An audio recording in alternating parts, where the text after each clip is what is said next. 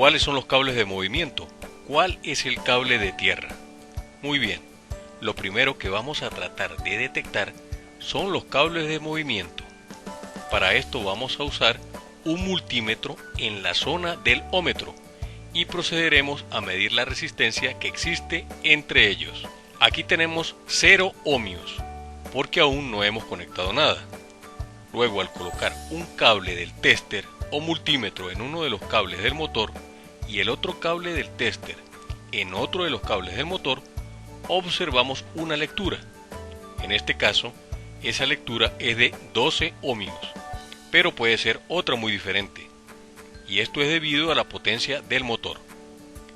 Pero bueno, digamos que eso es lo que mide. Luego, al cambiar uno solo de los cables, observamos la medida y nos arroja 12 ohmios. Aquí debemos notar que el cable 1 con el 2 nos da 12 y el cable 1 con el 3 nos da 12. Y continuamos.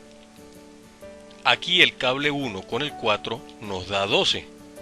Luego, al continuar, vemos que el 1 con el 5 nos arroja 6 ohmios, que es la mitad de las otras medidas, por lo que en este punto estamos frente al cable de tierra.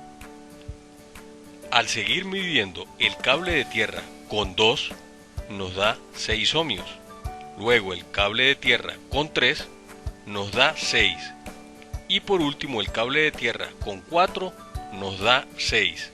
Al continuar haciendo las combinaciones que faltan, nos damos cuenta que 2 con 3 nos da 12.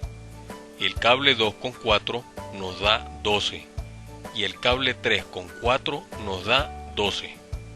Entonces la medida grande nos muestra los cables del movimiento y la medida pequeña nos muestra el cable de tierra. Todo esto que hicimos fue para saber cuál es el cable de tierra. Obviamente los otros cables son los del movimiento. Muy bien, ahora sabiendo cuáles son los cables del movimiento y el de tierra, procederemos a conocer la secuencia de los cables y darle valores de 1, 2, 3 y 4. Para esto primero busquemos un trozo de cinta pegante y coloquémosla en el rotor del motor, con el fin de darnos cuenta hacia dónde gira el motor. En este caso, voy a valer el giro a la derecha como correcto y a la izquierda como incorrecto. Ojo, pero puede ser al revés. Muy bien, buscaremos una fuente de 5 a 12 voltios continuos. Colocaremos el cable negativo o positivo de la batería al cable de tierra del motor y comenzamos a tocar con el otro cable de la batería uno de los cables libres del motor. Ahora observamos un pequeño paso del eje del motor. A veces cuando el motor es de muchos pasos, este movimiento es extremadamente pequeño, así que tengamos mucho cuidado. Continuamos con el paso siguiente y el movimiento es incorrecto, por lo que regresamos y tocamos el primer cable, con lo que volvemos a observar un movimiento correcto. Soltamos allí y continuamos con el cable siguiente. Por favor, mucho orden para no tocar el cable del error anterior. Aquí observamos que aunque era un cable diferente, el movimiento fue incorrecto también. Entonces regresamos y tocamos nuevamente el cable del principio, con lo que volvemos a obtener el movimiento correcto. Nota, cada vez que toquemos un cable nuevo y se nos produzca un movimiento incorrecto, debemos regresar y tocar el cable del principio. Ahora, en este momento se nos ha producido el segundo movimiento correcto, por lo que ya podremos etiquetar estos cables como 1 y 2 y continuamos.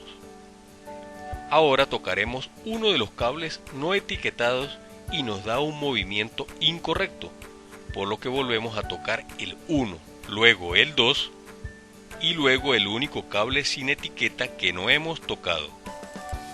Al dar un movimiento correcto, lo etiquetamos como 3 y finalmente, al tocar el último cable no etiquetado, observamos un movimiento correcto y etiquetamos este cable como 4 y listo. Sigamos ahora tocando los cables en el orden que ya tenemos para completar la vuelta. Como este es un motor simulado de 12 pasos, La vuelta completa la dará al tocar los cables 12 veces. Si el motor que usted tiene es de 100 pasos, deberá tocar los cables 100 veces y así sucesivamente.